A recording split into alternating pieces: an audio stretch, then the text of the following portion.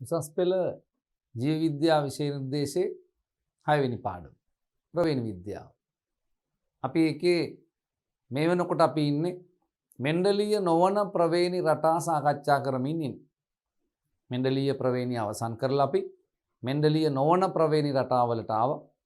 අන්න යටතේ අපි අසම්පූර්ණ ප්‍රමුඛතාවය සහ ප්‍රමුඛතාවය බහුවැලීලතාවය සාකච්ඡා කරලා අවසන් කරා. ඊට පස්සේ අපි ආවා අභිභවනයට. අභිභවනයේ ප්‍රමුඛ අභිභවනයේ සාකච්ඡා කරලා ඉවර කරලා දැන් අපි මේ සූදානම් වෙන්නේ නිලීන අභිභවනය සාකච්ඡා කරන්න. එතකොට අන ප්‍රමුඛ අභිභවනයේ යටතේ අපි සාකච්ඡා කරද්දී අපිට එනවා එකේ රූපාන්දර්ශ අනුපාතය අන්න 13ට 3ක් විදිහට. දැන් අපි යනවා බලන්න නිලීන අභිභවනය කොහොම එකක්ද කියලා බලන්න. මේ අපිට හම්බ වෙන නිලීන අභිභවනය. එතකොට නිලීන අභිභවනය කියලා කියන්නේ අන්න අපි ගත්තොත් මේ විදිහට නිලීන අභිභවනය කියලා කියන්නේ මේ වර්ණ දේහයක්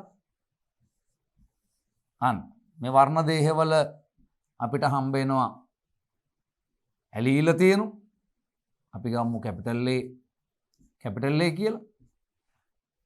මෙන්න මේ ඇලීල මගින් කිසියම් ලක්ෂණයක් තීරණය කරනු. මෙන්න මේ ලක්ෂණය තීරණය කිරීම කෙරෙහි අන්න වෙනත් පතයක පිහිටි. වෙනත් පතයක පිහිටි මෙන්න මෙයාගේ නිලීන ඇලීල සිම්පල් A. මෙන්න මෙයා මගින් බලපෑමක් ඇති කරනවා නම් මේ රූපානුදර්ශය නිරූපණය කිරීම සඳහා අපි ඕකට කියනවා මේ නිලීන ඇලීල මගින් ඇති කරන විපර්යාසයෙන්. ඔය නිලීන ඇලීල මගින් ඇති කරන විපර්යාසයට අපි කියනවා මොකක් කියලාද? නිලීන අභිභවනය කියලා. ඒතර කියන්න වර්ණ දේහයක ලක්ෂණයක් තීරණය කිරීමට දායක වන මේ ඇලීල කෙරෙහි වෙනත් පතයක පිහිටි නිලීන ඇලීල බලපෑම් ඇති කරනවා නම් ඒ බලපෑම මගින් රූපානුදර්ශය ප්‍රකාශ වීම යටපත් කරනවා නම් අන්න අපි කියනවා ඕක නිලීන අභිභවනයක් කියලා. මේ බලන්න මොකද්ද කියන්නේ? අන්න නිලීන අභිභවන විශේෂිත ජානපතයක පිහිටි නිලීන සමයුග්මක අන්න ප්‍රවේණි දර්ශයක් මගින් වෙනස් පතයක පිහිටි ජානයක ප්‍රකාශනය යටපත් කිරීම නිලීන අභිභවන. මං කිව්වේ මේ අන්න නිලීන සමයුග්මක ඇලීලම නිලීන සමයුග්මක ඇලීල මගින් නැත්නම් ප්‍රවේණි දර්ශයක් මගින් ඇලීල කිව්වත් කමක් නැහැ ප්‍රවේණි දර්ශයක් නේ අන්න මගින් වෙනත් පතයක පිහිටි ජානයක ප්‍රකාශනය යටපත් කිරීම. එක පතයක පිහිටි ඇලීලවල ක්‍රියාකාරීත්වය වෙනස් පතයක පිහිටි ඇලීන මගින් පාලනය කිරීම අපි කියනවා මොකක් කියලාද? අන්න නිලීන අභිභවනයක් ලෙස හඳුන්වනවා. මේක අපි කියනවා නිලීන අභිභවනය. අපිට හම්බෙන නිලීන අභිභවනයට හම්බෙන ජනප්‍රිය උදාහරණය තමයි අන්න මේ ස්වීට් පී ශාකය. අපි ලැතරස් කියලා කියන්නේ. ඒගොල්ලන්ගේ මල්වල වර්ණය. අපිට හම්බෙනවා මේ ශාකයේ මල්වල වර්ණ දෙකක් දම් පාට මල් හා සුදු පාට මල්. මේ බලන්නකො මොකද්ද කියන්නේ කියලා. අපිට හම්බෙනවා අන්න මේගොල්ලන්ගේ දම් පාට මල් හා සුදු පාට මල්. අන්න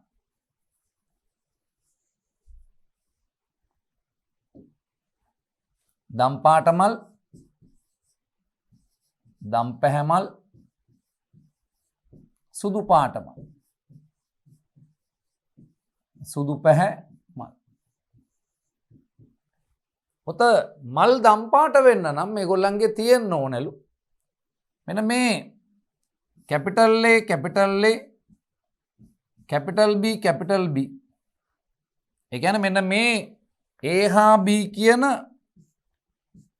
ජාන දෙක තමයි මේ මල් දම් පාට කරන්නේ. ඒ කියන්නේ මල් දම් පාට වෙන්න ඕන කරන වර්ණක හදන්නේ මෙන්න මේ ජාන දෙක. ඒතර අපි දන්නවා ජානයකට ඇලිල දෙකක් තියෙනවා. capital A capital A capital B capital B. එතකොට මෙන්න මෙහෙම වුණොත් මල් දම් පාට වෙනවා.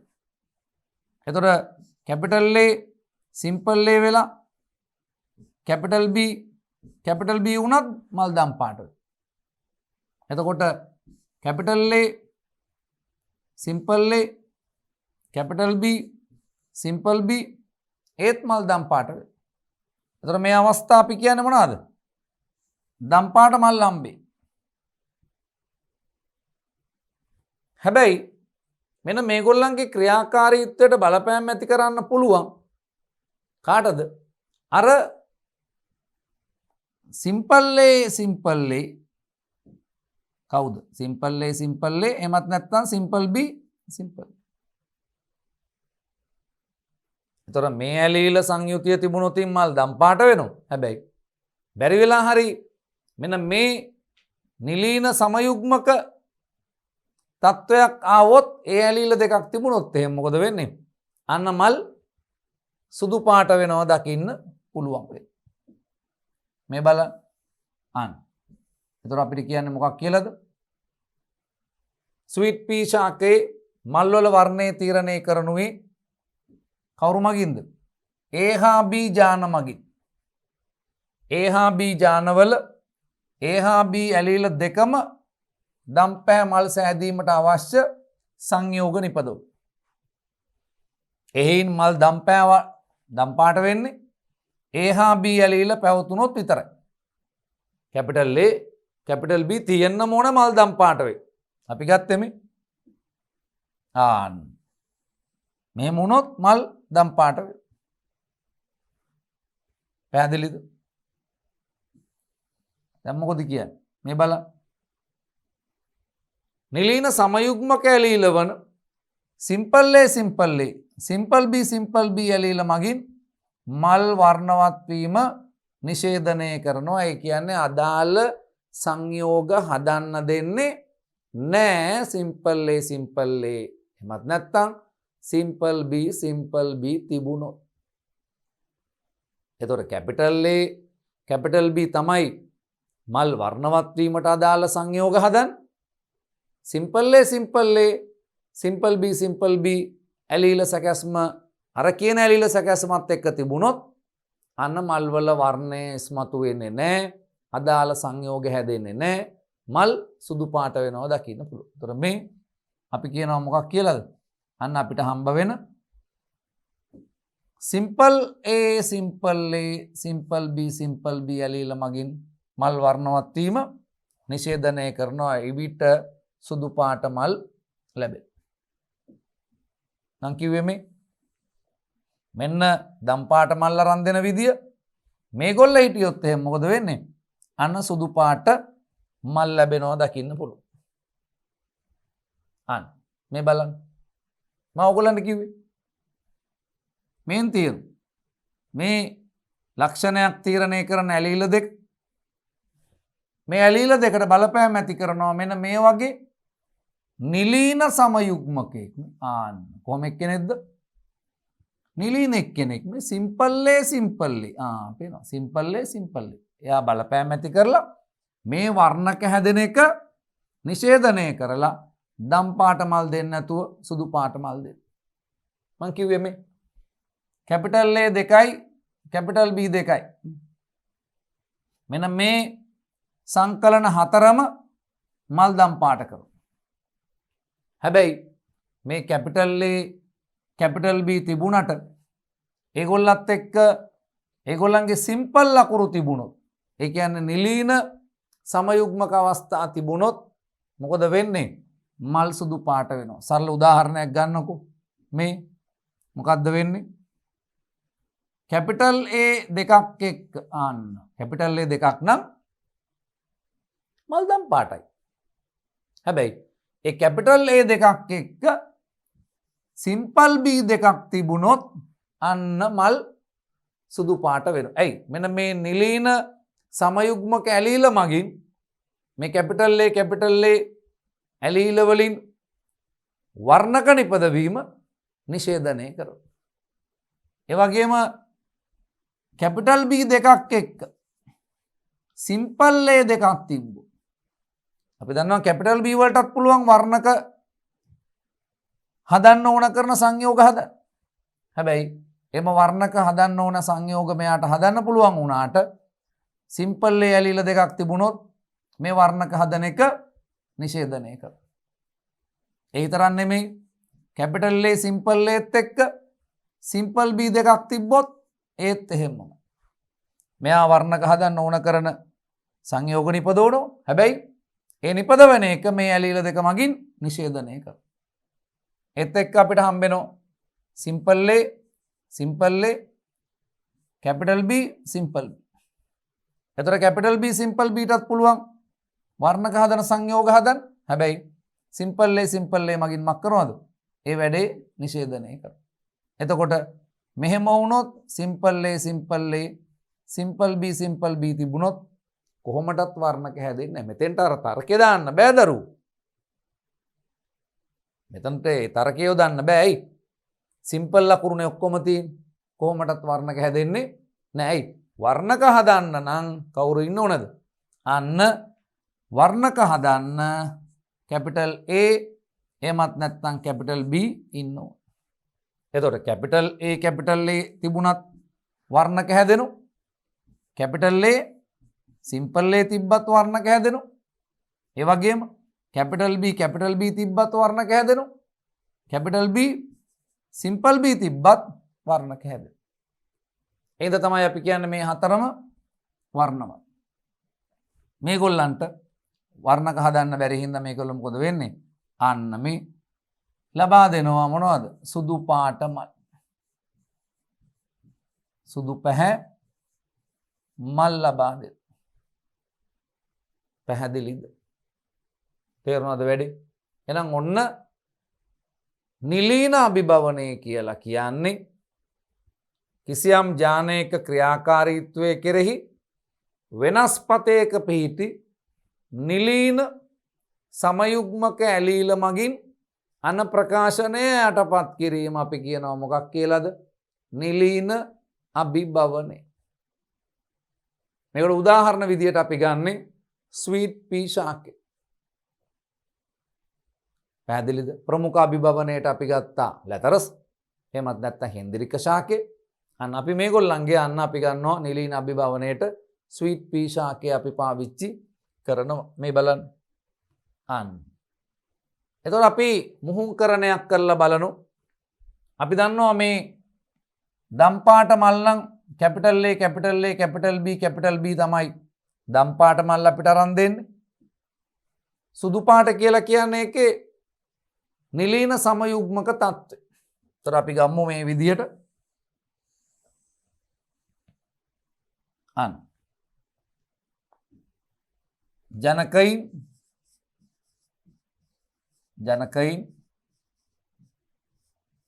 කවුද මේ? කැපිටල් A කැපිටල් B මුහුංකරණය කරන්නේ කාත් එක්කද? සිම්පල් A සිම්පල් B එක්ක. මේ එතකොට අපිට හම්බ වෙන දම් පාට මල් මේ සුදු පාට මල්. එතකොට අපි ජන්මානු ගන්නෝ. මෙන්න ජන්මානු එකක් කැපිටල් A කැපිටල් B. මෙයා සිම්පල් A සිම්පල් B.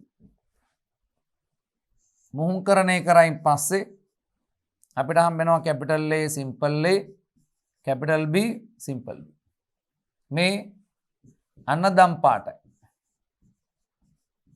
දම් පැහැ මල්. ඊට පස්සේ මේ අපිට හම්බුනේ F1 පරම්පරාව. අපි මේ F1 පරම්පරාව මුහුංකරණය කරනවා. F1 ක්‍රොස් කරනවා F1ත් එක්ක. එතකොට දම් පාටයි capital A simple A capital B simple B. අපි මුහුංකරණය කරන්නේ capital A simple A capital B simple B. පැහැදිලිද? එතකොට ඔන්න අපිට හම්බ වෙනවා අපි ගන්නවා ජන්මානු ටික මෙන්න බලන්න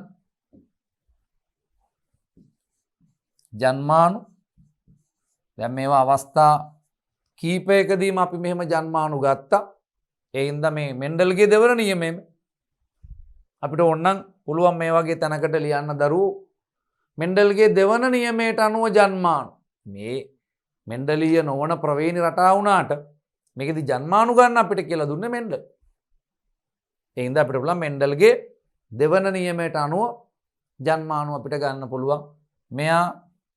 මෙයාත් එක්ක යනවා කැපිටල් A කැපිටල් B එක ජන්මානුව. මෙයාත් එක්ක යනවා කැපිටල් A සිම්පල් B තව ජන්මානුව. මෙයාත් එක්ක යනවා සිම්පල් A කැපිටල් B තව ජන්මානුව. මෙයාත් එක්ක යනවා අන්න සිම්පල් A සිම්පල් B ජන්මානු 4. අනිත් පැත්තත් අපිට හොම්මම ගන්න පුළුවන්. පැහැදිලි? අන්න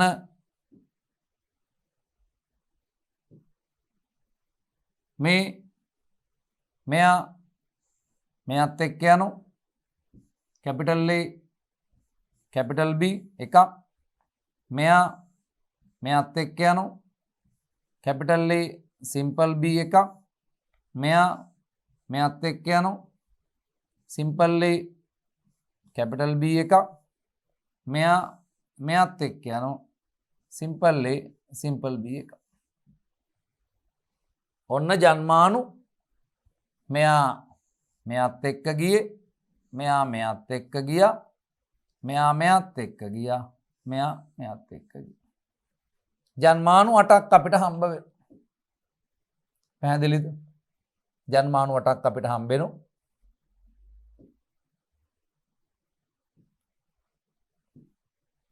පැහැදිලි? දැන් අපි ඕක පාවිච්චි කරලා අඳිනවා පනට් ස්ක්වයර් එකම.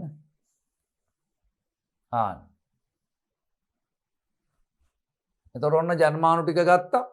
දැන් F2 පරම්පරාව ගන්නයි යන්නේ.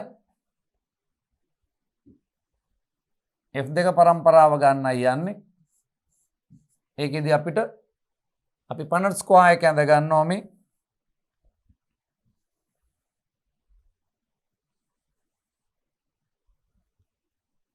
ජන්මානු 4ක් තියෙන හින්දා අපි තීරු 4කට දානවා.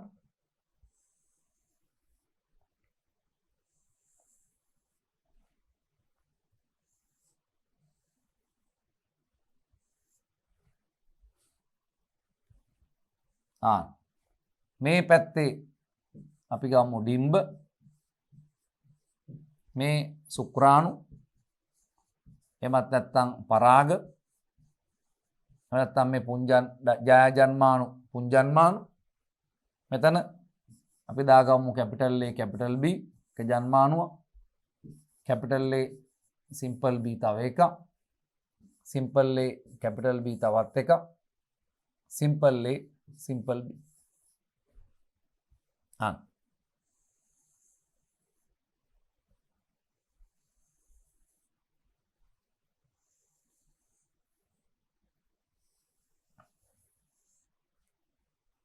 මෙතනට අපි capital A capital B capital A simple B simple A capital B simple A simple B. එතකොට මෙන්න බලන්න F2 පරම්පරාව අපි ගන්න විදිය capital A capital A capital B capital B. පැහැදිලි? කොහොම එකක්ද ඔය? වර්ණවත් එකක්. මේක වර්ණවත් තාන්න වෙයි. මේ වර්ණවත් නැත්නම් අපි කියනවා දම් පාටයි. පැහැදිලි? මේ අපිට හම්බ වෙන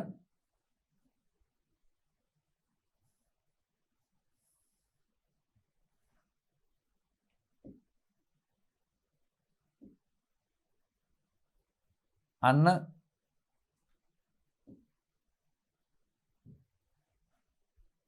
මෙන්න capital A capital A capital B capital B දම්.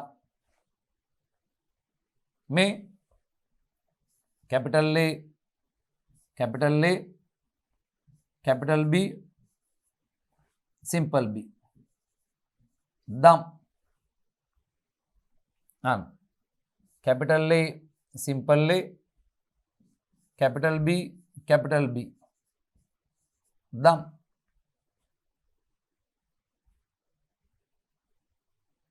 මේ capital A, simple A, capital B, simple B. දම්.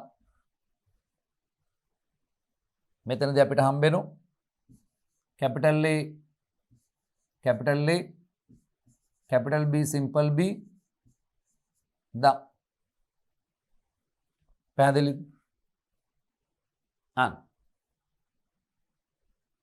මෙයා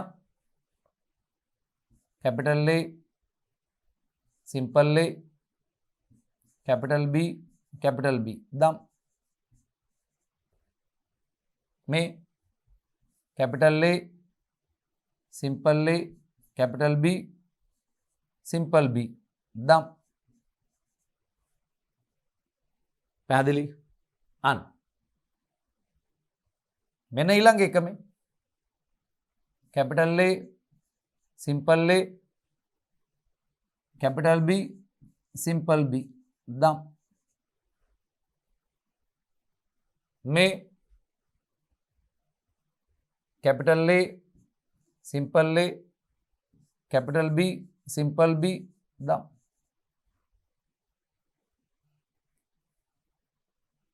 පැහැදිලි? 1යි 2යි 3යි 4යි 5යි 6යි 7යි 8යි 9යි. ඒ දම්. එතකොට මේ බලන්න capital A, capital A, simple B, simple B. දැක්කද වැඩි?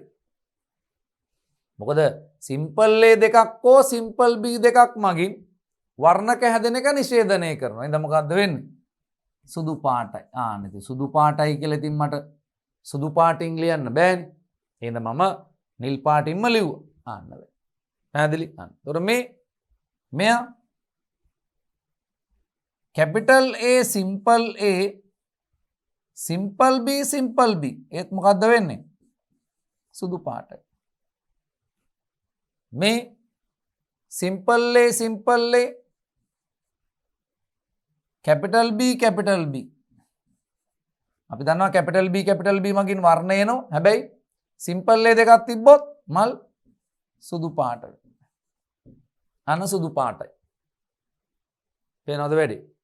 ඊට පස්සේ මෙයා මේ capital A, simple A, simple B, simple B. සුදු පාටයි. මම ටිකක් පරිස්සමින් හොඳ කල්පනාවෙන් කරගෙන යන්න. එතකොට එකපාරම මේක කරගන්න පුළුවන්. එහෙම නැතුව අර අපි ඌමනාවක් නැතුව නිකන් වැඩේ කරොත් සමහරලාට මේක එහෙම වුණොත් අපිට මේ වැඩේ එකපාර පිළිතුර හරියට ගන්න බැරුව. ඒ හින්දා මම මේ දානවා වගේම බොහෝම සංයමයකින් අදාළ පාට වලින්ම ඕගොල්ලෝ දාගෙන යන්න. එතකොට වැඩේ සාර්ථකයි. 100% සාර්ථකයි. ඊතර එකපාරෙන් නිසි පිළිතුරක් හරියටම ගොඩනගා ගන්න පුළුවන්කම ලැබෙන. මේ ඊළඟ එක්කෙන simple A, simple A, capital B, simple B. ඒත් මොකද්ද ලැබෙන්නේ? සුදු. මෙතෙන්ට simple A, simple A, capital B, simple B. ඒත් ලැබෙන්නේ සුදු.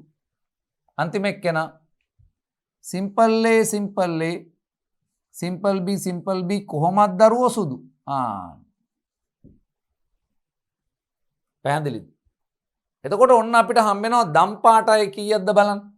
ගණින්න 1යි 2යි 3යි 4යි 5යි 6යි 7යි 8යි 9යි. දම් කීයක් හම්බ වෙනවද? දම් අපිට හම්බ වෙනවා. දම් තියෙනවා එතකොට ඔන්න රූපානුදර්ශ අනුපාතය ගන්න හදන්න. අන්න දම් කීයක් තියෙනවද? 9. සුදු කීයක් තියෙනවද? සුදු 1යි 2යි 3යි 4යි 5යි 6යි 7යි. සුදු තියෙනවා අන්න 7ක්. 9යි 7යි 9යි 1යි 10යි 6යි 16යි. අන්න ඔක්කොම 17 16ක් තියෙනවා. එතකොට මේනවද? දම් සුදු අනුපාතයේ කීයද? 9ට 7යි. එනොන්න තවත් අපිට රූපානුදර්ශ අනුපාතයක් ආවා. ප්‍රමුඛාභිභවනයේදී හම්බුණා අපිට 13ට 3 අනුපාතයක්. මතකද? ප්‍රමුඛාභිභවනයේදී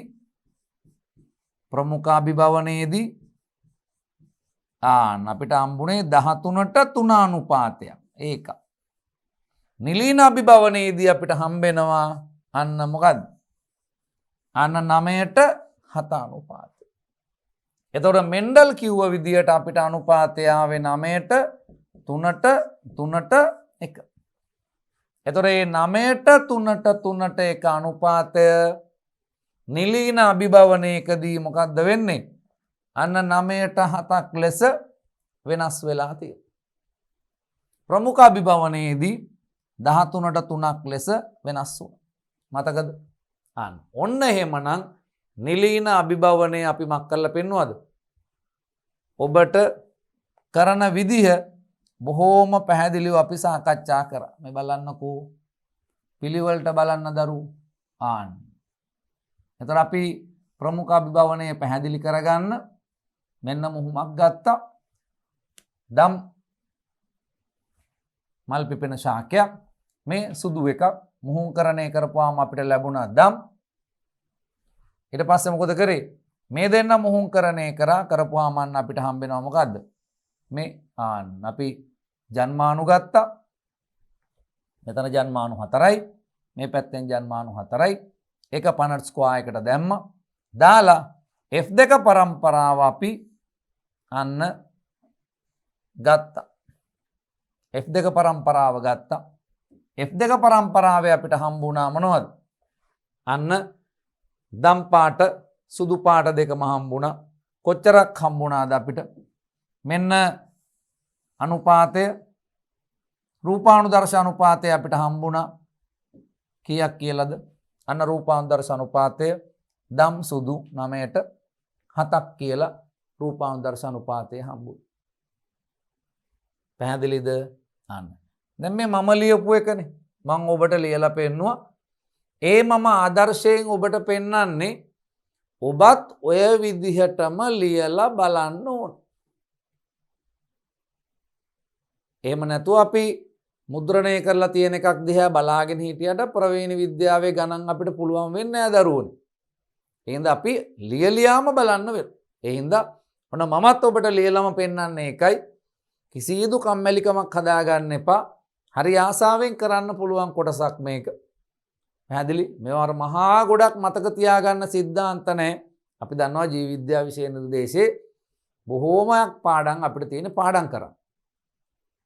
මේ තර්කණයෙන් අවබෝධයෙන් කරන්න තියෙන ඒවා ටිකයි තියෙන්නේ. හැබැයි අතර තියෙන එකක් තමයි මේ අපිට හම්බෙන ප්‍රවේණිය. ටිකක් අවබෝධයෙන් කරන්න තියෙන එකක්. ඒ හින්දා ලොකු ආයාසයක් දරන්න ඕනේ.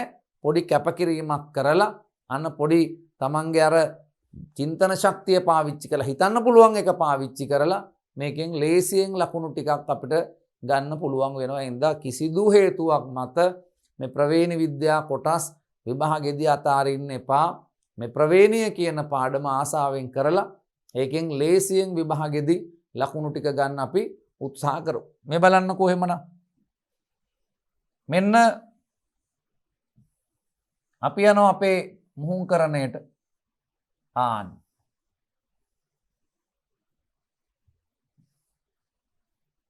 මෙන්න නිලීන අභිභවනය පැහැදිලි කිරීම. ජනකයින් දෙන්න ගත්තා. ජන්මානු අරගෙන මුහුම්කරණය කරලා පෙන්නුවා. ඊට පස්සේ F1 මුහුම්කරණය කරනවා F1ත් එක්ක. මෙන්න ජන්මානු 8 ගත්තා. මෙන්න ඊට පස්සේ අපි පනට් ස්ක්වයර් එක ගත්තා මේ. ඒකට අපි ජන්මානු ටික දාගත්තා නේ. ඔබත් එහෙම ජන්මානු රවුම් කරන්න. කිසි වැරද්දක් නැහැ මේ. අන්න මේ අපිට හම්බෙන ජන්මානු ටික. ඒ ජන්මානු සංයෝජනය කරලා අපි අන්න F2 පරම්පරාව ගත්තා. මේ F2 මේ අපි අරන් තියෙන. ඒක අපිට දම් පාට හම්බෙනවා මේ. අන්න දම් පාට ඉතින් මේ 9 මෙහෙම තියෙන්නේ මේ. පේනවා? ඔතන 9ක් තියෙනවා. එතකොට සුදු ටික තමයි අපිට මේ දකින්න හම්බ වෙන්නේ. මම මේ අන්න කතිර දාන්නේ සුදු තියෙන අය.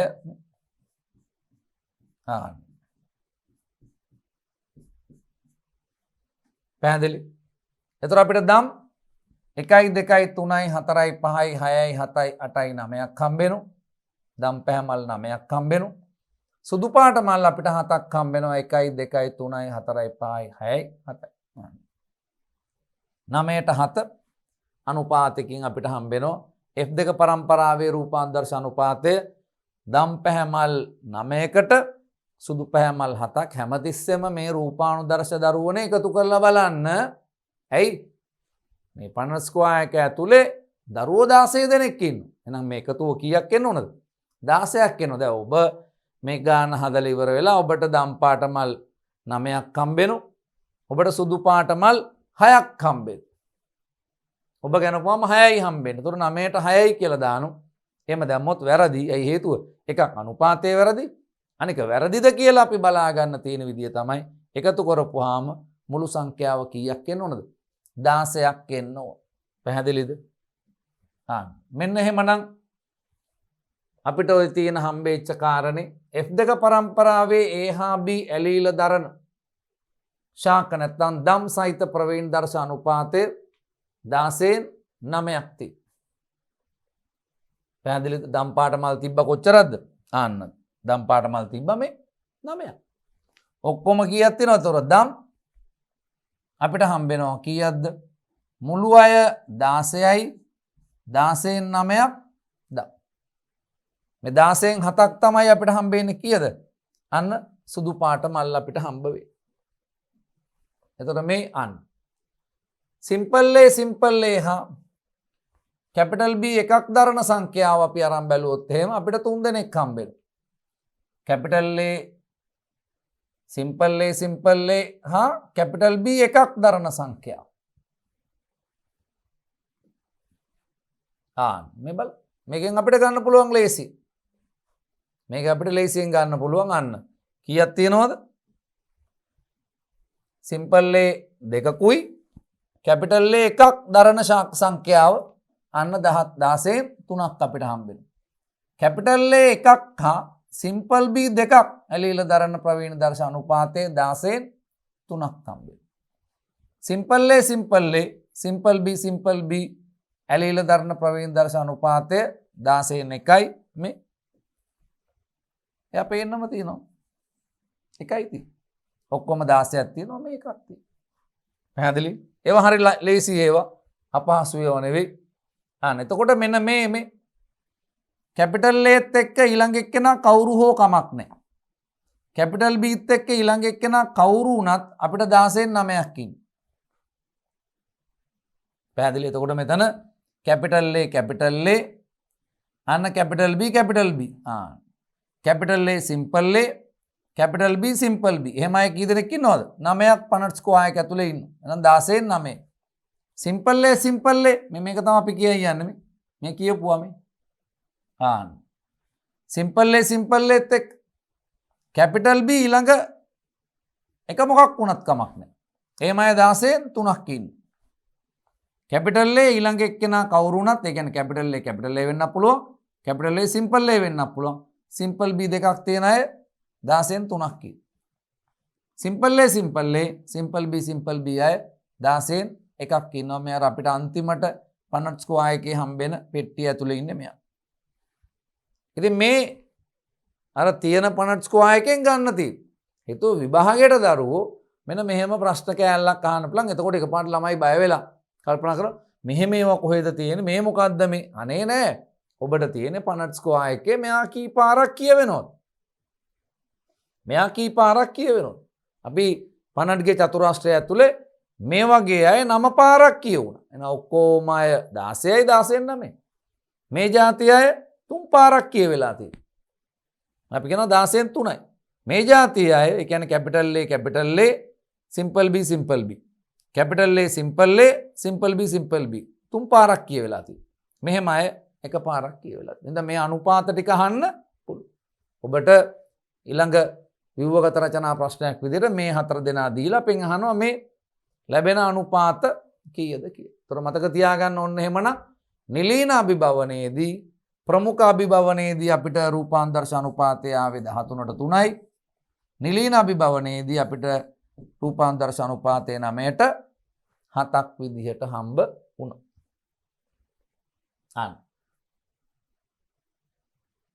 නිලීන අභිභවනයේදී දම්සුදු රූපාන්තරශ අනුපාතය 9ට 7යි. දැන් අර අපි ප්‍රමුඛ අභිභවනයේදී කියපු කාරණේ මෙතෙන්ටත් එහෙම්මම කියනවා. බලන්න හරි ලස්සනයිනේ. එතකොට මේක පාඩම් කරගන්නත් ලේසියිනේ. මොකද්ද කියන්නේ?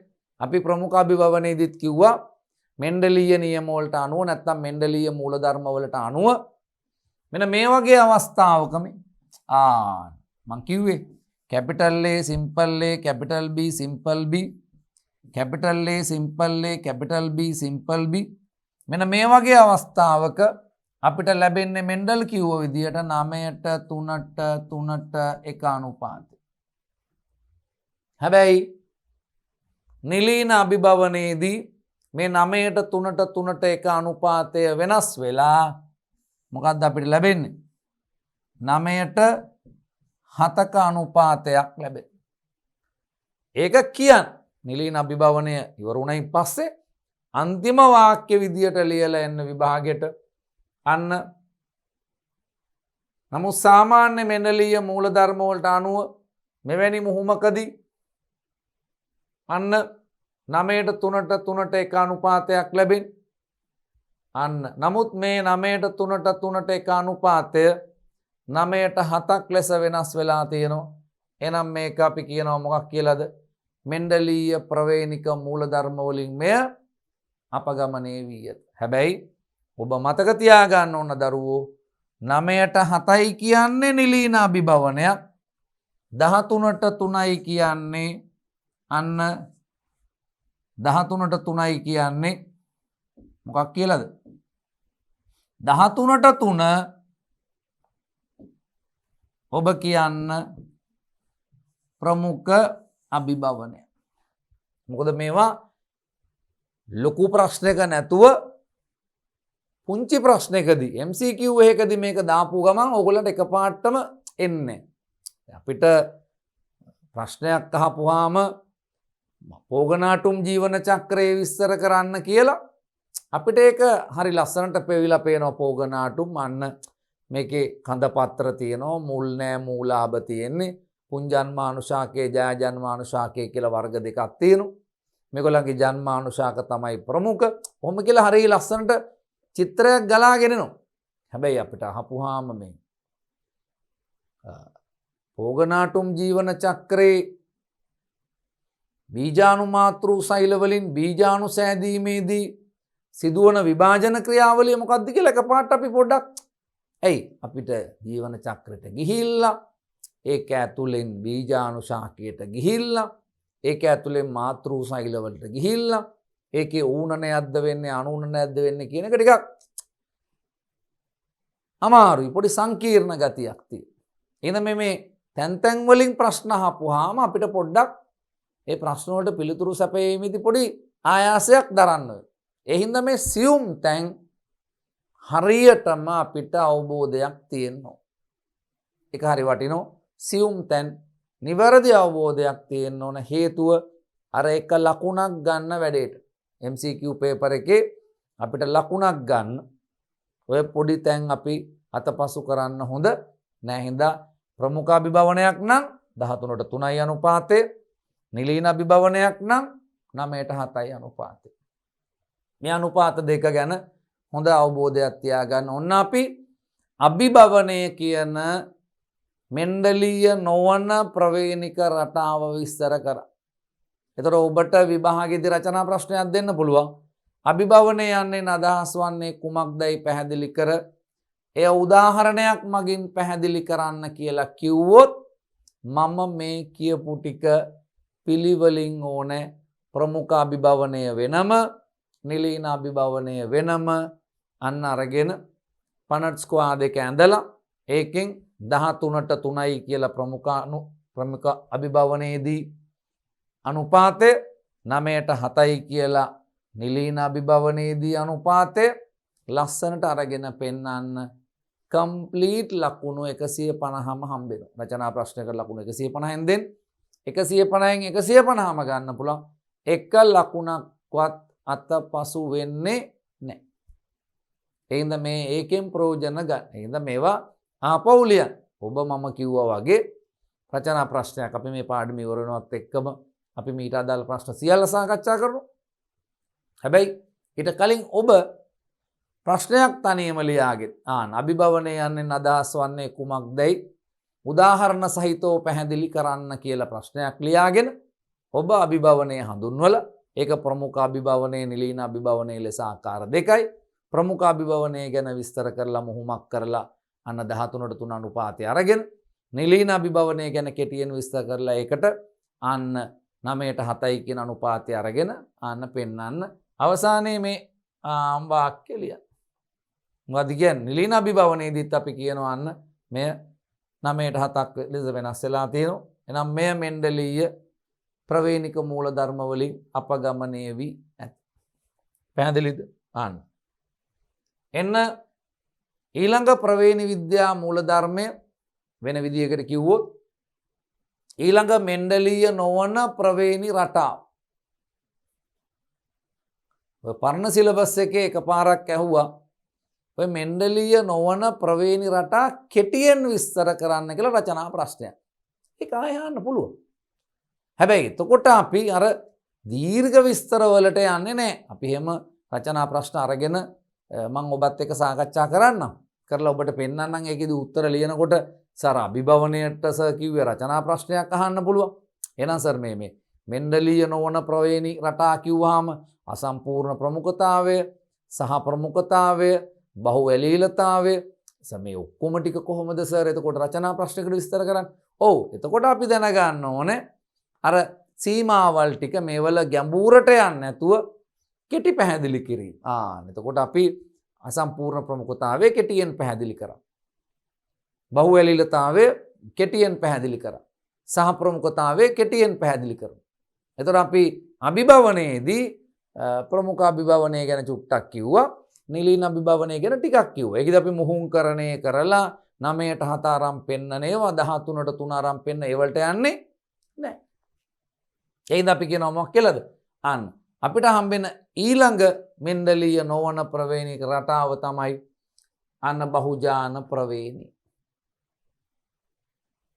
මේකත් හරි ලස්සන කොටසක්. බහුජාන ප්‍රවේණි වචනය ඇතුලේ තේරුම තියෙනවා. දැන් ඔය හැම වචනයකටම තේරුමක් තිබ්බනේ. අභිභවනේ අපි කිව්වේ අභිභවායන. ඇලීලේක ප්‍රකාශනය නැත්නම් ඥානයක ප්‍රකාශනය තවත් ඥානයක් මගින් මක් කරනවද? අන්න බලපෑම් ඇති කරනවා. එතකොට ඒකේ අන්න අර ඇලීල මගින් ප්‍රකාශ වන රූපානුදර්ශයට පොඩි විපර්යාසයක් ඇති කරනවා. බහු ඇලීලතාවය සාමාන්‍ය ලක්ෂණයක් තීරණය කරන ඇලීල යුගලක් මගින්. දැන් ඇලීල දෙකකට වඩා දායක වෙනවා බහු ඇලීලතාවය. දැන් මේ කියනවා මොකද්ද? බහුජාන ප්‍රවේණි. හරිනේ. ලක්ෂණයක් තීරණය කරන්නේ ඥානයක් මගින්. එතකොට ඥානයකට තියෙනවා ඇලීල දෙකක්. බහුජාන ප්‍රවේණිය කියන්නේ එහෙනම් මේ ලක්ෂණයක් තීරණය කිරීම සඳහා ඥාන එකකට වඩා වැඩි සංඛ්‍යාවක් සහභාගී වේ. එතකොට ඥාන යුගල් කීපයක සමුච්චිත ප්‍රකාශනය. මොකද්ද සර් කිව්වේ? සමුච්චිත ප්‍රකාශනයක්. ඒ කියන්නේ සාමූහික ප්‍රකාශනයක් එකතුවක්. මාත් එකතු වෙනවා, තව එක්කෙනෙක් එකතු වෙනවා, තවත් එක්කෙනෙක් එකතු වෙලා අන්න මේකට ලොකු බරක් දාන. හරි සරලයි. අපිට අන්න ගහක් අදින්න ඕන ගහක් කපලා අදින්න අපි තනි කෙනෙක් අදිනවට වඩා දෙන්නෙක් එකතු වෙච්චාම ලොකු බරක් දාන්න පුළුවන්. ඊටත් වඩා ලොකු බලයක් දාන්න පුළුවන් 3 දෙනෙක් එකතු වෙච්චාම. 4 දෙනෙක් එකතු වෙච්චාම ඊටත් වඩා බලයක් දාන්න පුළුවන්. එහෙනම් මේකත් මොකද කරන්නේ? ඥාන එකක් නෙවෙයි දෙකක් එකතු වෙච්චාම අන්න ඒ ලබා දෙන රූපානුදර්ශයේ තීව්‍රතාවය තව වැඩි කරන්න පුළුවන්. 3 තවත් වැඩි කරන්න පුළුවන්. ඥාන 4 ඥාන 5 මේ විදිහට ඥාන එකකට වඩා වැඩි සංඛ්‍යාවක් සාමූහිකව එකතු වෙලා අදාළ රූපානුදර්ශයේ ඉස්මතු කරනවා නම් අපි කියනවා ඒකට මොකක් කියලාද? බහුජාන ප්‍රවේණියක් කියලා. ඔය බහුජාන ප්‍රවේණික ලක්ෂණ ටික අපිට හම්බෙනවා. එකක් තමයි මේ දේහ උස බහුජාන ප්‍රවේණික ලක්ෂණය. ඒ අදාළ ඥාන ප්‍රමුඛ ඥාන ගාන වැඩි වෙන්න උස මොකද වෙන්නේ? වැඩි වෙනවා. අන්න ඒතොර ඥානයක් මගින් තමයි අන්න රූපානුදර්ශයක් විදියට උස ආරම්භ දෙන්නේ. ඥාන දෙකක් තිබ්බොත් උස තව ටිකක් වැඩි වෙනවා. ඥාන තුනක් තිබ්බොත් උස තවත් ටිකක් වැඩි වෙනවා. ඥාන තුනක් තිබ්බොත් තවත් උස වැඩි වෙනවා. මේ අපි හිතමුකෝ මෙහෙම එකක්. අපි දන්නේකනේ උස කැපිටල් T අන්න ඇලීල දෙක. ඉතින් මං කියන්නම් මේකට T1 කියලා. එතකොට මේ උස කියන ඥානය ඇලීල දෙක. එතකොට මේ යම් උසක්. එතකොට ඔන්න ඔය කියන T1 කියන ඇලීල දෙකට අමතරව අපි දන්නවා දැන් ආයෙ කියනවා. ඥානයකට ඇලීල දෙකක් තියෙනවා. ඒක තමයි ප්‍රවේණ විද්‍යාවේ මොන්ටිසෝරිය. ඒක අපි දැනන් තියෙනවා. ඒතර ඥානයකට ඇලීල දෙකක් තියෙනවා. ඒක අපි කියලා දැන් අපිට කටපාඩම් වෙලා තියෙනවා. ඊළඟ ඥානය T2 ආන්න. එතකොට මේ උසට වඩා මේ උස චුට්ටක් වැඩිමේ. ආන්න. එතකොට අපි කියමු මේක මිනිස්සුන්ට දාගන්න නැතුව අපි ශාකයකට දාගමු. මේක සෙන්ටිමීටර් 10යි. හැබැයි මේක සෙන්ටිමීටර් 15යි. උස. මේ T1 එක ඥානයක ඇලීල දෙකක්. මේ T2 අනිත් උස තීරණය කරන්න දායක වුණ ඇලීල දෙක. මේ T3 අන්න තවත් ඥානයක් ආව නම් උස තවත් වැඩි වෙනවා. අපි කියනවා සෙන්ටිමීටර් 20යි. පැහැදිලි? මේ T1 T2 T3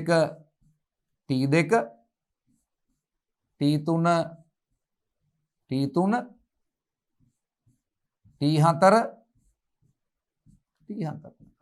උස තවත් වැඩි වෙනවා සෙන්ටිමීටර් 30යි.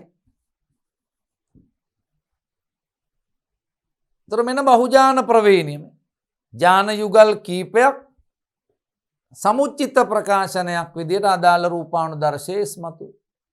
එතකොට නිකමට හිතමු අපි පතෝල කරලක දිග කියලා. එතකොට පතෝල කරලක දිග එයාට දායක වන ඥාන සංඛ්‍යාව අනුව පතෝල කරලේ දිග මොකද වෙන්නේ? අන්න වැඩි වෙනවා දකින්න පුළුවන්. එහෙනම් දේහ උස බහුජාන ප්‍රවේණික ලක්ෂණය, සමේ වර්ණය බහුජාන ප්‍රවේණික ලක්ෂණය, ඥාන ගාන වැඩි වෙන්න ප්‍රමුඛ ඥාන ගාන වැඩි වෙන්න හැම තද පාට වෙනවා. ප්‍රමුඛ ඥාන අඩු වෙන්න හැම ලා පාට වෙනවා. අපි හොයලා බලමු.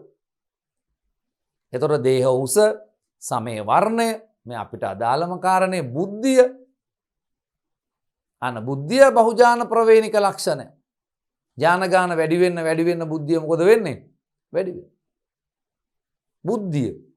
උගත්කමයි බුද්ධිමත්කමයි දෙකක්නේ දරු. අපි මේ පොතපත පරිශීලනය කිරීමෙන් ලැබෙන මේ පේපර් ක්වොලිෆිකේෂන් අපි කියන්නේ උගත්කම කියලානේ. බුද්ධිය.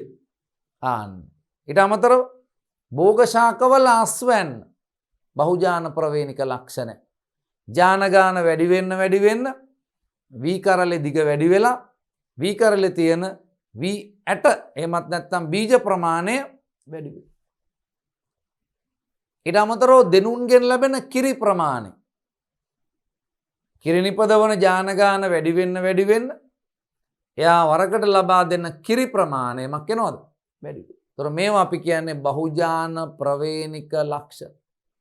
අතර අපෙන් විභාගයට හපුවාම බහුජාන ප්‍රවේණී යනු කුමක්ද කියලා ඔබ කියන්න ජාන අන්න එකකට වඩා වැඩි සංඛ්‍යාවක් අන්න මෙති ජාන දෙකක් හෝ ඊට වැඩි සංඛ්‍යාවක් ජාන එකකට වඩා වැඩි සංඛ්‍යාවක් වුවම දෙකක් හෝ අන්න ඊට වඩා වැඩි සංඛ්‍යාවක සමුච්චිත ප්‍රකාශනයක් නැත්නම් සාමූහික ප්‍රකාශනයක් විදියට අන්න බහුජාන ප්‍රවේණිය දක්වන්න පුළුවන්. බහුජාන ප්‍රවේණිය සඳහා උදාහරණ 4ක් දෙන්න කියලා විභාගයට කිව්වහම එහෙමත් නැත්නම් 5ක් දෙන්න කියලා කිව්වම අපි කියනවා මොකක් කියලාද? දේහ උස, සමේ වර්ණය, බුද්ධි මට්ටම, භෝග ශාකවල අස්වැන්න, දෙනුන්ගෙන් ලැබෙන කිරි ප්‍රමාණය මේවා අපි කියනවා මොනවා කියලාද? බහුජාන ප්‍රවේණික ලක්ෂණ. මේ හැම එකකටම අන්න ජාන යුගල් දෙකකට වඩාමක් වෙනවද? දායක වෙන. පැහැදිලිද? එහෙනම් අපි කියනවා මොකක් කියලාද? ජාන දෙකක් හෝ ඊට වැඩි ගණනක ජාන දෙකක් හෝ ඊට වැඩි ගණනක සාමූහික ප්‍රකාශනයක් නැත්නම් සමුච්චිත ප්‍රකාශනයක් බහුජාන ප්‍රවේණිය කියලා හඳුන්වනවා. මෙමගින් ජීවීන්ගේ හරි ලස්සනයි මේ බලන්න. ප්‍රමාණාත්මක ලක්ෂණ තීරණය කරන්න. ප්‍රමාණාත්මක ලක්ෂණ. පැහැදිලිද? අපිට හම්බෙන උදාහරණ ටික මතක තියාගන්න.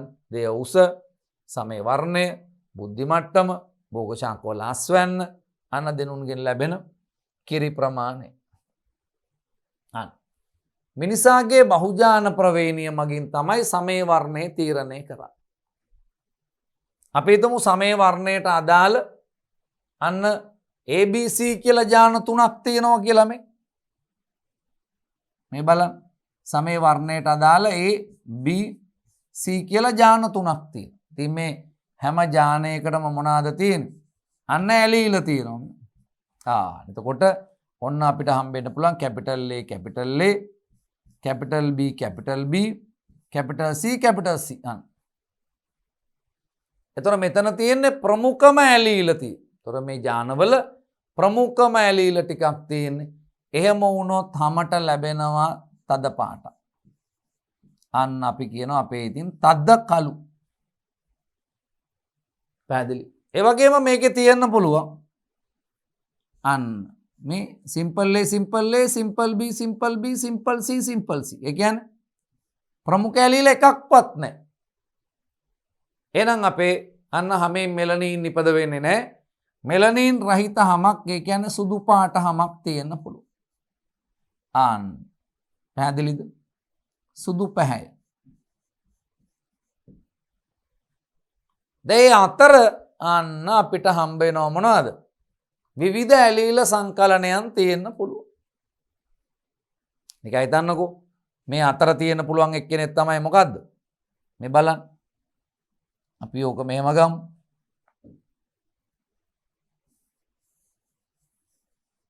අන්න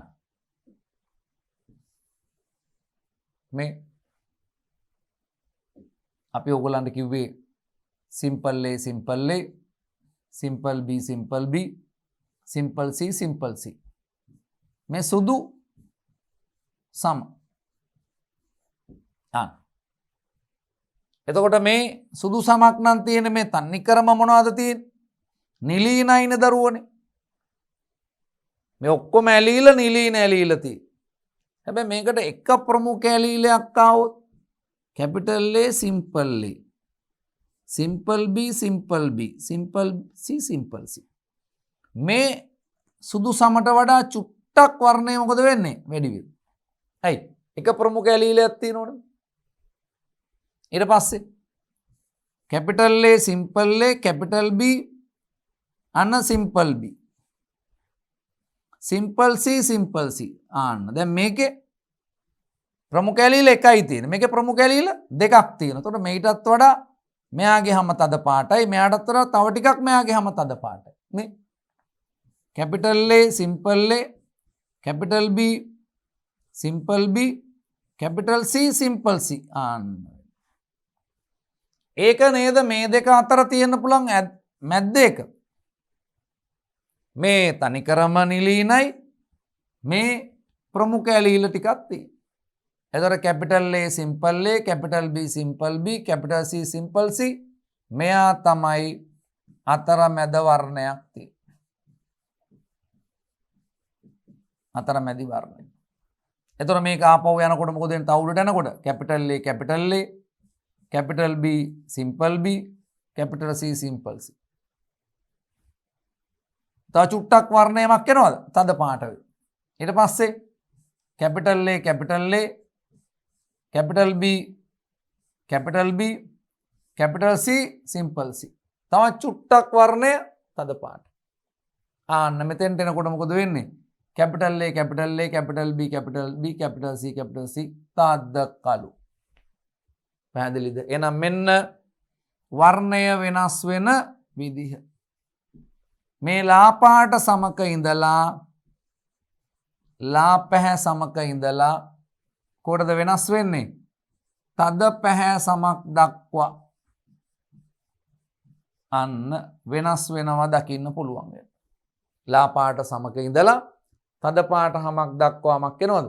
පරාසයක වෙනස් වෙනවා දකින්න පුළුවන් වෙනවා. පැහැදිලි? එහෙනම් ඔන්න සමේ වර්ණය ලැබෙන හැටි මේන් පැහැදිලි කිරීම කරා බලන්න. ආන්න මේ විදියටම මතක තියාගන්න. සමේ වර්ණයට බහුජාන ප්‍රවේණිය මගින් තීරණය වේ. අපි හිතමු මේකට ABC කියලා ජාන 3ක් දායක වෙනවා කියලා. මේවා ප්‍රමුඛව හෝ නිලීනව තියෙන්න පුළුවන්. මේ ප්‍රමුඛ ඇලීල ගාන වැඩි වෙන්න මේ අන තද පැහැවන අතර ප්‍රමුඛ ඇලීල ගාන අඩු වෙන්න සමලා පාට වෙනවා. එතකොට අපි මෙතන 3ක් විතරක් කරන් තියෙනවා. මේ ප්‍රමුඛ ඇලීල ඔක්කොම තියෙන්නේ තද පාට හැම. අපි කියන්නේ අර නීග්‍රෝ තද කළු. අන්න මේ ලා පාට සම.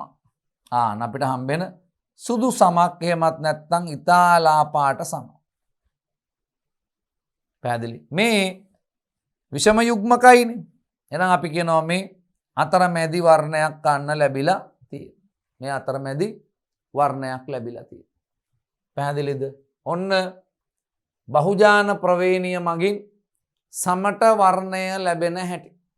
බහුජාන ප්‍රවේණිය මගින් සමට වර්ණය ලැබෙන හැටි තමයි අපි මේ මක් කරගත්තේද? පැහැදිලි කිරීම කරගත්තේ. එතකොට මේකේ මේ ඔබ මේ මම කියපු එක මතක තියාගන්න මේ ටික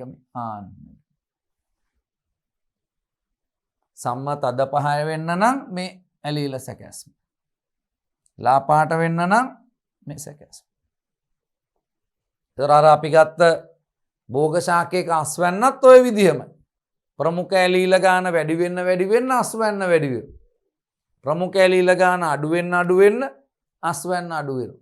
අන්න මේ බහුජාන ප්‍රවේණිය අපි ජාන තාක්ෂණය සඳහා යොදා ගන්නවා.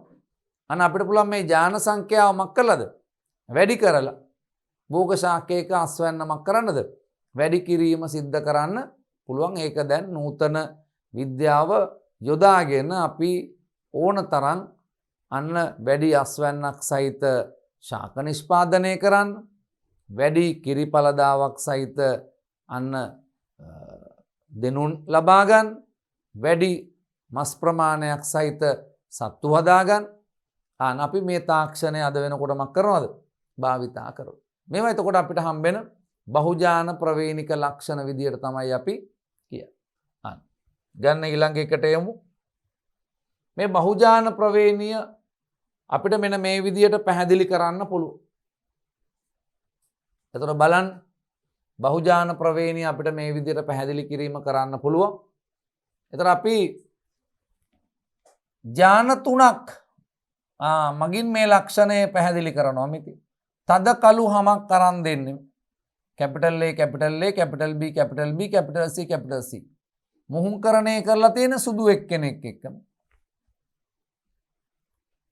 පැහැදිලි? ඒතර අපි මුහුමක් සලකනවා මොකද්ද? අන්න අර නීග්‍රෝ තද කළු කෙනෙක් අපි මුහුම්කරණය කරලා තියෙනවා කාත් එක්කද? අන්න සුදු එක්කෙනෙක් එක්ක. ඒතර ඔන්න බලන්න ජනකයින් ජනකයින් කවුද? ආන capital A capital A, capital B capital B, capital C capital C මුහුණුකරණය කරලා තියෙනවා කාත් එක්කද? Simple A simple A, simple B simple B, simple C simple C. එතකොට අපිට ඔන්න ජන්මානු හම්බෙනවා. ජන්මානු හම්බෙනවා. මේ එක ජන්මානුවක් capital A capital B capital C ආන්න එක. මේ දෙන්නගෙන් එක්කෙනෙක් ගත්තා. මේ දෙන්නගෙන් එක්කෙනෙක් ගත්තා. මේ දෙන්නගෙන් එක්කෙනෙක් ගත්තා. ඊට පස්සේ මේ simple A simple B simple C simple A simple B simple C ආන්න. දැන් මේ දෙන්නව මුහුණුකරණය කරයින් පස්සේ අපිට හම්බෙනවා දරුවනේ ආන්න capital A simple A, capital B simple B, capital C simple C. පැහැදිලිද? එතකොට මේ අපිට හම්බුනේ අතරමැදි වර්ණය. අන්න. එතකොට මේ F1 පරම්පරාව. ඔය F1 පරම්පරාව. ඊට පස්සේ අපි කරන්නේ ඔය F1 දෙන්නෙක් මුහුණුකරණය කරනවා. අන්න කවද මුහුණුකරණය කරන්නේ? මේ F1 ක්‍රොස් කරනවා F1ත් එක්ක. ඒ කියන්නේ මේ අතරමැදි වර්ණයක් තියෙන දෙන්නෙක් මුහුණුකරණය කරනවා. Capital A simple A, capital B simple B, capital C simple C. මුහුණුකරණය කරනවා කාත් එක්කද? Capital A simple A, capital B simple B, capital C simple C. දැන් අපිට මේකේ ජන්මානු ගන්න තියෙන්නේ. මෙන්න ජන්මානු. පැහැදිලි? එතකොට ඔන්න අපිට ජන්මානුවක් හම්බ වෙනවා. මෙයා capital A capital B capital C. එක ජන්මානුවක්. Capital A capital B capital C එක ජන්මානුව. පැහැදිලි? ඊළඟ ජන්මානුව කැපිටල් A කැපිටල් B අන්න සිම්පල් C අන්න ඊළඟ ජන්මානුව. කැපිටල් A ගත්තා, කැපිටල් B ගත්තා, සිම්පල් C ගත්තා. පැහැදිලි? අන්න. ඊට පස්සේ අපිට පුළුවන් මොකක් කරන්නද? මේ කැපිටල් Aත් එක්ක සිම්පල් B ගන්න පුළුවන්. කැපිටල් A සිම්පල් B ඊට පස්සේ කැපිටල් C. ඊට පස්සේ මෙයා අන්න අපිට ගන්න පුළුවන් මොකක් කියලාද? කැපිටල් A සිම්පල් B අන්න සිම්පල් C දැන් ඔකේ අර ජන්මානු ගන්න හැටි මම ඔයිට කලින් උගන්වලා තියෙනවා. ඕ වගේ එකක අපිට ජන්මානු ගන්න පුළුවන් ලේසි ක්‍රමයක් ගැන මම කිව්වා. මේ capital A simple A, capital B simple B, capital C simple C වගේ එකක ජන්මානු ගනිද්දී ඉස්සෙල්ලා මේ අකුරු දෙකෙන් එකක් ගත්තා. Capital A simple A. ඊට පස්සේ මෙයා අපි යනවා මොනවාද? කැපිටල් A එහෙම ගත්තා. ඊට පස්සේ B දෙක තියෙන මේ ඇලීල දෙකෙන් එකක් ගත්තා. Capital B simple. මේකෙන් දෙකක් අපිට හම්බ වෙනවා. කවුද? Capital B simple B. එතකොට මෙතනදී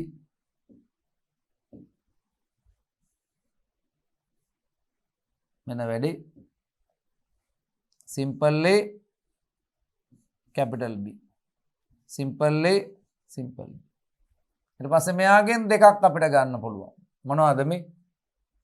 අන්න capital A capital B capital C. ඇයි C වලක් තියෙනවනේ ස්වරූප දෙකක් මේ. Capital C simple C. අනිත් එක්කෙන capital A capital B simple C. මෙතනත් අපිට දෙකක් ගත්ත හැකි. A capital A simple B capital C. capital A, simple B, simple C. එතකොට මේ අපිට හම්බෙන ජන්මානුමය.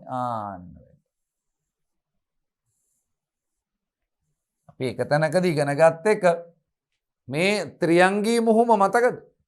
ඒකෙදී අපි ඔහොම එකක් ගත්තා. ඒක අපි දැන් ආයෙ පාවිච්චි කරමු. එතකොට මෙයා දෙකට බෙදාගත්තා. අන්න අපිට හම්බ වෙනවා simple A. අන්න අපිට හම්බ වෙන කවුද? අන්න simple A, capital B, capital C. simple A, capital B, simple C. මෙයාවත් දෙකට බෙදුවා. simple A, simple B, capital C. simple A, simple B, simple C. එතකොට අපිට ජන්මානුමේ මෙතන 4යි මෙතන 4යි ජන්මානු කීයක් හම්බ වෙනවද? 8ක් හම්බ වෙනවා. එතකොට ජන්මානු 8යි මෙයාගෙන් ජන්මානු 8යි. එතකොට අපි මුහුණුකරණය කරේ කාවද මේ? මොහොත කල්පනාවෙන් ඉන්න මේ. අපි මුහුණුකරණය කරන්නේ මෙයාවයි අන්න වැඩි. එතකොට මෙයාගෙන් ජන්මානු 8ක් අපි ගත්තම අපි මෙයාගෙන් ජන්මානු මෙයාගෙන් ජන්මානු 8ක් අපි ගත්තා. මෙන්න 8ම තියෙනවා. බලාගන්න. එතකොට මෙයාගෙන් ජන්මානු 8 මේ තියෙන. දැන් ඒ වගේම එක්කෙනෙක් තව තියෙනවා. එතකොට ජන්මානු ඔක්කොම 16ක් තියෙනවා. ඒ ජන්මානු 16 පාවිච්චි කරලා අපි අන්න පනට් චතුරස්‍රයක් අඳිනවා. ජන්මානු 16 එක පැත්තකට 8යි අනිත් පැත්තට 8යි. දැන් අපි කලින් පනට් චතුරස්‍රය ඇඳ එක පැත්තකට ජන්මානු 4යි අනිත් පැත්තට 4යි දාලා මේකේ අපි එක පැත්තකට 8යි අනිත් පැත්තට 8යි දාලා අන්න පනට්ගේ චතුරස්‍රය ඇඳලා බලනවා.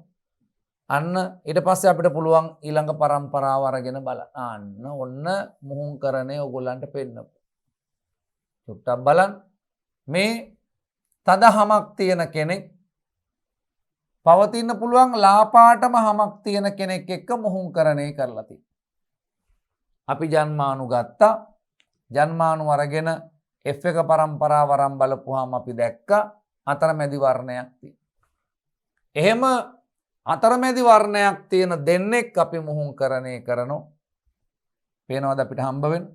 දැන් මේ වගේ එකදී අන්න ජන්මානු ගන්න පුළුවන් අර මම මේ කියන ක්‍රමයට දරුවෝ මේ capital A, capital B, capital C එකයි. capital A, capital B, simple C එකයි. capital A, simple B, capital C එකයි. capital A, simple B, simple C එකයි. ඊට පස්සේ simple A, capital B, capital C එකයි. කොහොම ගන්න පුළුවන්. හැබැයි ඊට වඩා ලේසි ටක් ගාලා කටු වැඩ කොලයක් ගත්තා. අරගෙන මක් කරගත්තද? මේ අන්න මේ රටාව ඉගෙන ගන්න. අපි කරන්නේ මේ ඒ අකුරු දෙකක් තියෙනවනේ. ඒ අකුරෙන් එකක් කැපිටල් අනිත් එක සිම්පල්. අන්න ඒ දෙන්නව ගත්තා. ඊට පස්සේ B අකුරු දෙකක් තියෙනවනේ. රයිට්. ඒත් එක්ක කැපිටල් B එකක් තියෙනවා සිම්පල් B එකක්. රයිට්. කැපිටල් B ගියා සිම්පල් B ගියා. ඊට පස්සේ C අකුරු දෙකක් තියෙනවා. එකක් කැපිටල් අනිත් එක සිම්පල්. එතකොට අපි යන්න AB හැමම ලිව්වා. AB හැමම ලිව්වා. එක්කෙනෙක්ට දැම්ම කැපිටල් C අනිත් එක්කෙනාට දැම්ම සිම්පල් C. මෙතන A සිම්පල් B නේ. A සිම්පල් B ත් එක්ක A සිම්පල් B හැමම ලිව්වා. කැපිටල් C ගත්තා සිම්පල් C ගත්තා. මේ විදිහට අපිට ලේසියෙන් ජන්මානුවට ගන්න පුළුවන්කම තියෙනවා. පැහැදිලිද? ඒ කෙටි ක්‍රම කියලා දුන්නාම ඒක පාවිච්චි කරාන එතකොට ලේසි. ඒතර කිසි කරදරයක් නැතුව අපිට මක් කරන්න. නැත්තම් අර සාමාන්‍ය අපි පාවිච්චි කරන ක්‍රමයේ දරුවනේ මේක පැටලෙනවා මේක මෙයත් එක්ක මෙයා මෙයත් එක්ක ඒක අර ද්විාංගී ප්‍රවේණියකට නම් ගැලපෙනවා. ද්විාංගී ප්‍රවේණියකට අපිට ඕක ගැලපෙනවා. අපි ගත්තොත් එහෙම අන්න capital T simple T capital R simple R වල නම් මෙච්චරයිනේ තියෙන්නේ. ආන්න මෙයා මෙයාත් එක්ක ගියා. මෙයා මෙයාත් එක්ක ගියා. මෙයා මෙයාත් එක්ක ගියා. මෙයා මෙයාත් එක්ක ගියා. එච්චරයි. ජන්මානු 4යි හැදෙන්නේ. නමුත් මේ වගේ එකක් පැටලෙනවා. ඉඳ හපව පැත්තක ලියලා ලස්සනට පැත්තක ලියලා ජන්මානුවට ලස්සනට අරගෙන ඒ ජන්මානුවට පන්නඩිගේ චතුරස්‍රයට දාලා අන්න රූපාන්දර්ශ ටික බලන එක තමයි හොඳම ක්‍රමය දරුවනේ. පැහැදිලිද? අන්න. එහෙනම් ඔන්න බලමු අපි. ඕක අපි අන්න ජන්මානුවට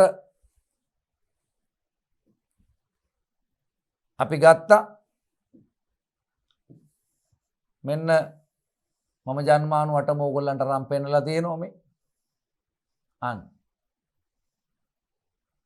අපි ගත්තේ බහුජාන ප්‍රවේණියේ මුහුම අරගෙන මෙන්න අපිට හම්බෙච්ච අතරමැදි වර්ණයක් තියෙන දෙන්නෙක් මුහුම්කරණය කරේ. එතකොට මෙන්න ජන්මානු අපිට හම්බෙනවා මේ 8යි 1යි 2යි 3යි 4යි 5යි 6යි 7යි 8යි වැඩි කිරීම මේ ඊළඟ ජන්මානුවට. අන්න. එතකොට ජන්මානු ඔක්කොම 16ක් හම්බෙනවා. ওই ටික අපි දානවා මොකටද? අන්න පනට් චතුරස්‍රයට දාන්න. එතකොට මේ අපිට හම්බෙන ඩිම්බ අපි ගමු ඕක පනට් චතුරස්‍රයට ගමු මෙහෙම. අන්න මේ ඩිම්බ මේ පැත්තේ තියෙන්නේ අන්න සුක්‍රාණු.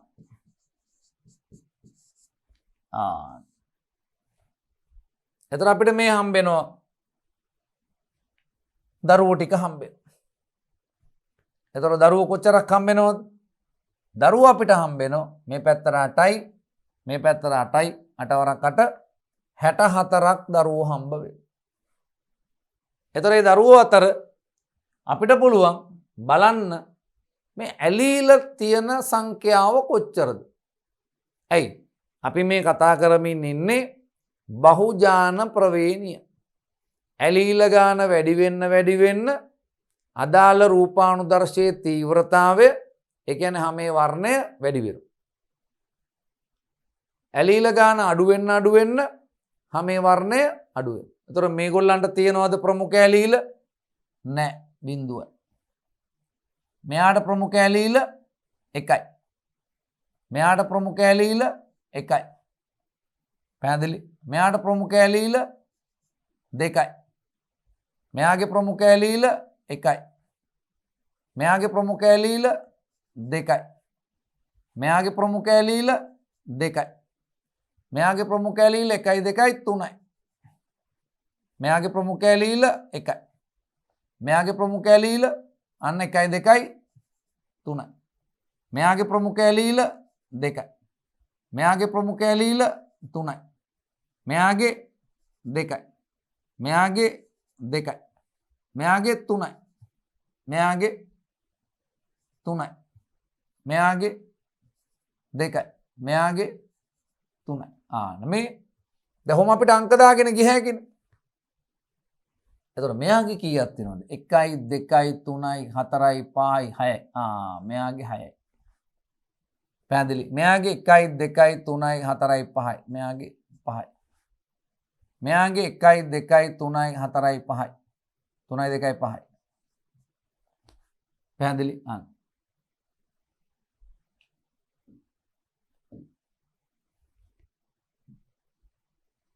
මෙයාගේ 1යි 2යි 3යි 4යි 5යි.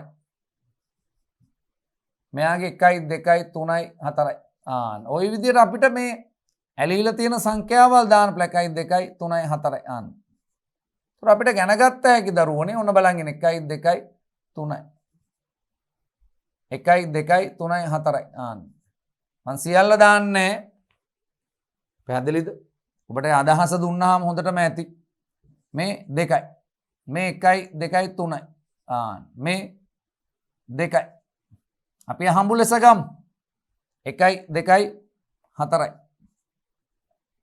1යි 2යි 3යි. ତොර මේ එකේ ඉලක්කම කී වාරයක් කියවෙනවද? ඔබට හොයාගන්න පුළුවන්. දෙකේ ඉලක්කම කී වාරයක් කියවෙනවද? ඔබට හොයාගන්න පුළුවන්. තුනේ ඉලක්කම කී වාරයක් කියවෙනවද? හතරේ ඉලක්කම කී වාරයක් කියවෙනවද? පහේ ඉලක්කම කී වාරයක් කියවෙනවද? හයේ ඉලක්කම නම් එකපාරයි කියවෙන්නේ. අන්න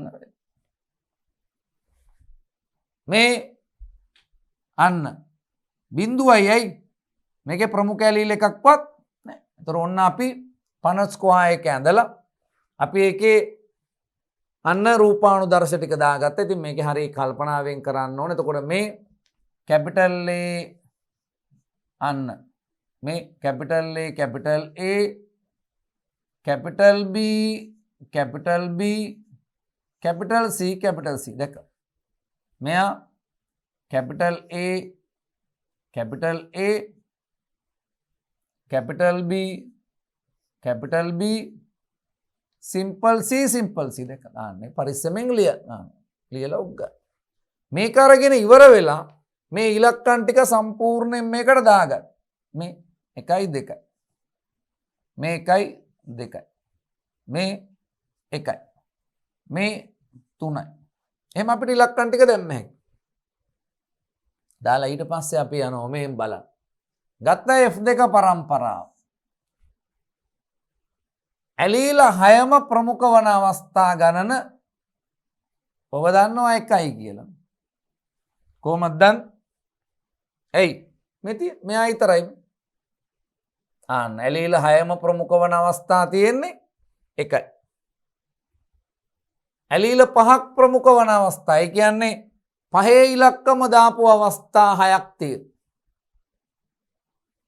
ඇලීල 4ක් ප්‍රමුඛ වන අවස්ථා 14ක් තියෙනවා. අන්න අපිට ගන්න හැකි ඇලීල 4ක් ප්‍රමුඛ වන අවස්ථා 14ක් තියෙනවා.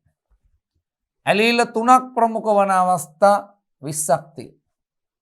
ඇලීල 2ක් ප්‍රමුඛ වන අවස්ථා 16ක් තියෙනවා. ඇලීල 1ක් ප්‍රමුඛ වන අවස්ථා 6ක් තියෙනවා. සියලුම ඇලීල නිලීන වන අවස්ථා 1යි තියෙන්නේ. කෝ එක? සියලුම ඇලීල නිලීන වන අවස්ථා අපි කියනවා මොකක් කියලාද? අන්න 1යි තියෙන්නේ මෙයා මේ. අන්න වැඩි. ඒතර ඔන්න අපිට එකක් ප්‍රමුඛ වන අවස්ථා අපි ගණන්ලා බලනවා කීයක් තියෙනවද? දෙකක් ප්‍රමුඛ වන අවස්ථා දෙකේ ඉලක්කම් කොච්චර තියෙනවද? තුනේ ඉලක්කම් කොච්චර තියෙනවද? හතරේ ඉලක්කම් කොච්චර තියෙනවද? පහේ ඉලක්කම් කොච්චර තියෙනවද? හයේ ඉලක්කම් කොච්චර තියෙනවද? දාන්න. පැහැදිලිද? හරි ලේසි වැඩක්. ඉතින් ආසාවෙන් කරන්න තියෙන එච්චරයි. ඊට පස්සේ අපි එනවා මෙන්න අපිට ලැබිච්ච අවස්ථා ටික මේ. ඔක්කොම කීයක් තියෙනවද? ඔක්කොම 64ක් තියෙනවා. ඔක්කොම 64ක් තියෙනවා. ඊට පස්සේ අපි මේ දත්ත ටික පාවිච්චි කරලා අපි අඳිනවා ප්‍රස්ථාරයක් නේ. ප්‍රමුඛ ඇලීල සංඛ්‍යාව මේ. ප්‍රමුඛ ඇලීල නෑ බිඳුවයි. අර අපිට එක්කෙනෙක් හම්බුනේ. Simple A simple A simple B simple B simple C simple C. එයා තමයි මේ ඉන්නේ. එහෙම ප්‍රමුඛ ඇලීල කවුරුත් නැති අය බිඳුවෙන් බිඳුව යන්න වැඩි. ඊට පස්සේ ප්‍රමුඛ ඇලීල 1යි. ප්‍රමුඛ ඇලීල 2යි. ප්‍රමුඛ ඇලීල 3යි. ප්‍රමුඛ ඇලීල 4යි. ප්‍රමුඛ ඇලීල 5යි. ප්‍රමුඛ ඇලීල 6යි. ඒතර අපි බැලුවොත් එහෙම මේ ආන්න වැඩි.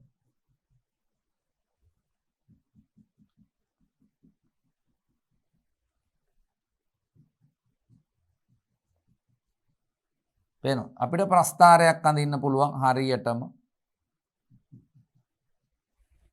මෙන්න බලන්න. ප්‍රමුඛ ඇලීල 2යි. ප්‍රමුඛ ඇලීල 2ක් තියෙන අවස්ථා කීයක් තියෙනවද? ප්‍රමුඛ ඇලීල 1ක් තියෙන අවස්ථා 6ක් තියෙනවා 16ක් තියෙනවා. 2ක් තියෙන අවස්ථා අන්න 16ක් තියෙනවා මේ. 2ක් තියෙන අවස්ථා 16යි. අන්න වැඩි. පැහැදිලිද? 1ක් තියෙන අවස්ථා මේකේ මේ හරියට ආව නම් මේක වඩා හොඳයි. මොකද හේතුව අපි හරියටම ඇන්දොත් එහෙම 1ක් තියෙන අවස්ථා ගාන 6යි. 2ක් තියෙන අවස්ථා ගාන තමයි 16 මේ.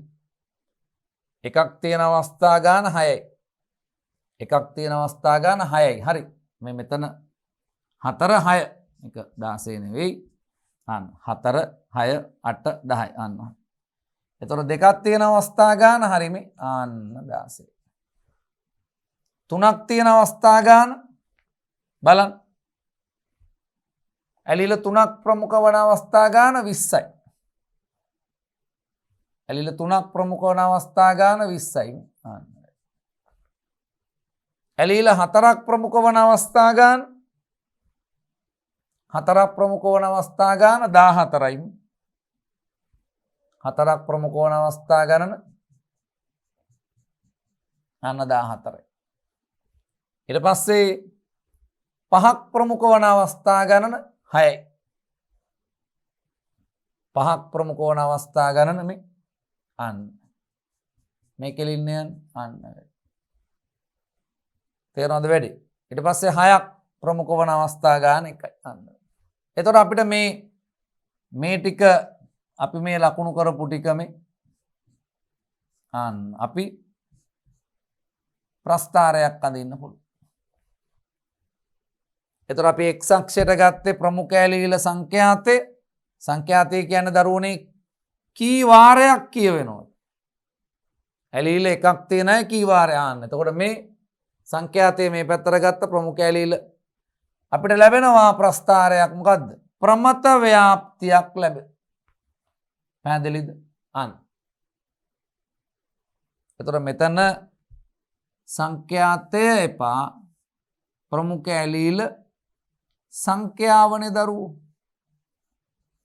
මේක ප්‍රමුඛ ඇලීල සංඛ්‍යාව. ආන්න. මෙතන තියෙන ප්‍රමුඛ ඇලීල සංඛ්‍යාව ඇලීල කීයද? 1යි 2යි 3යි 4යි 5යි 6යි මේ මේකෙන් ගත්තේ. අන්න අපි ප්‍රමුඛ ඇලීල සංඛ්‍යාව. එකක් ප්‍රමුඛ වන අවස්ථා 2ක් 3ක් 4ක් 5ක් 6ක් අන්න. මේ අරන් තියෙන y අක්ෂයට අරන් තියෙන සංඛ්‍යාතේ එකක් ප්‍රමුඛ අවස්ථා කීයක් වෙනවා? කී වාර ගාණක් කිය වෙනවද කියන තව සංඛ්‍යාතේ කිය. ඒකට අනුව තමයි අපි ප්‍රස්ථාරයක් නිර්මාණය කරපුවාම අපිට ලැබෙනවා මේක මොකද්ද? ප්‍රමත ව්‍යාප්තියක් ලැබෙනවා. ආන්න. ප්‍රමත ව්‍යාප්තියක් ලැබෙනවා. මේ විදිහේ ප්‍රමත ව්‍යාප්තියක් ලැබෙනවා. පැහැදිලිද? එතකොට අපි කියනවා මොකක් කියලාද? ප්‍රමුඛ ඇලීල සංඛ්‍යාව x අක්ෂයටත් එම ඇලීල පවතින සංඛ්‍යාතයේ y අක්ෂයටත් ගෙන පහත ආකාරයට ප්‍රස්ථාරයක් නිර්මාණය කළ හැකියි. පැහැදිලිද? ඔන්න ඇඳ ප්‍රස්ථාරය. බහුජාන ප්‍රවේණික ලක්ෂණ සන්තතික විචලනයක් පෙන්වයි. මේක පොඩි සන්තතික විචලනයක් තියෙනවා.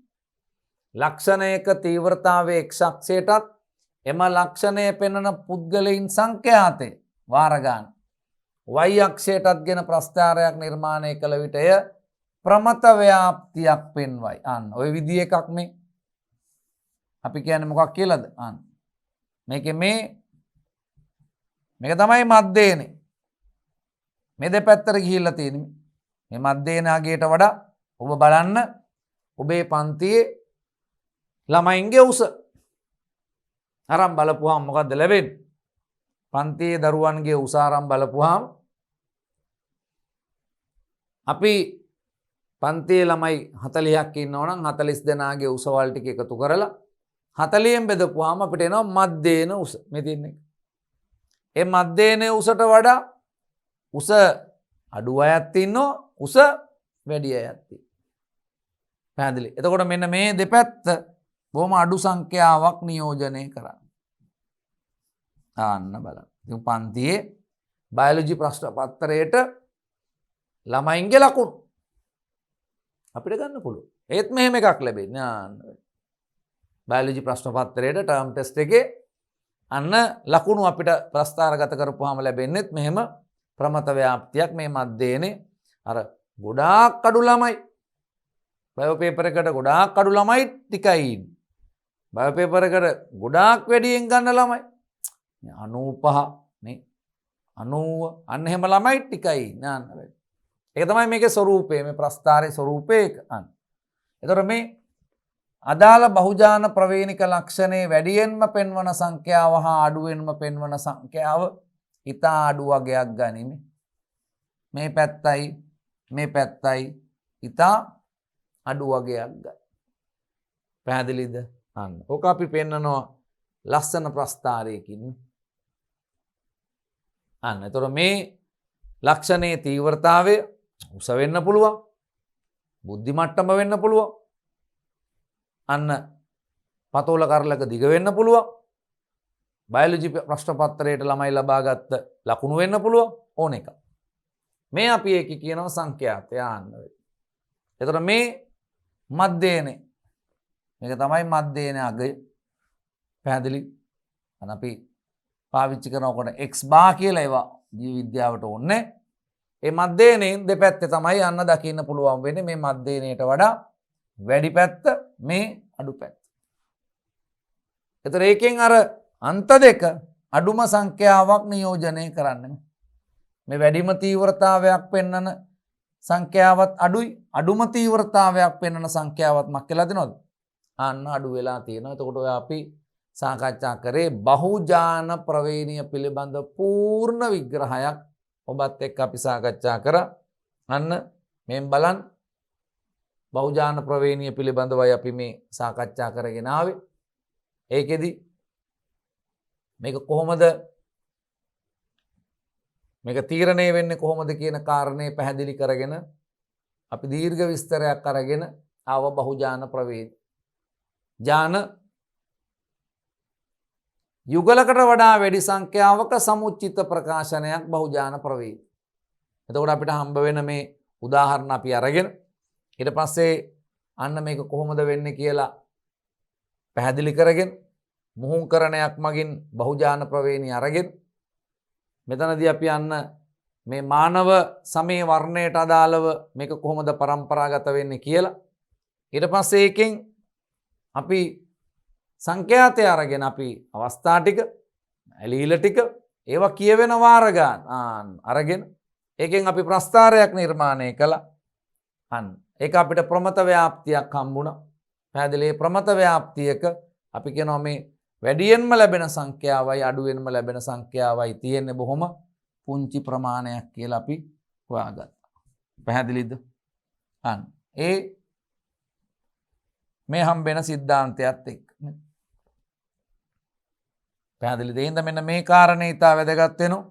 ඒ තමයි අපි කියන්නේ බහුජාන ප්‍රවේණික ලක්ෂණයක වැඩියෙන්ම පෙන්වන සංඛ්‍යාව හා අඩුවෙන්ම පෙන්වන සංඛ්‍යාව අඩු වගයක් ගනී කියන මෙන්න මේ සිද්ධාන්තේ තදින් මතක තියාගන්න. බහුජාන ප්‍රවේණික ලක්ෂණයක මේ වැඩියෙන්ම පෙන්වන සංඛ්‍යාවත් ඒ කියන්නේ උසම අයත් නැත්තම් පතෝල කරලක දිගම පතෝලත් ඒ වගේ මේකේ කොටම පතෝලත් තියෙන සංඛ්‍යාත්මකව ඉතා අඩු ප්‍රමාණයක් දකින්න පුළුවන්. මේ අපි අවසන් කරගෙන යන්නේ අන බහුජාන ප්‍රවේණිය කියන කොටස. මේ එතකොට මෙන්ඩලීය නොවන ප්‍රවේණි රටාවල ඊළඟ බහුජාන ප්‍රවේණියෙන් පස්සේ අපිට හම්බෙන ඊළඟ මෙන්ඩලීය නොවන ප්‍රවේණි රටාවෙන් අපි හම්බ වෙනවා.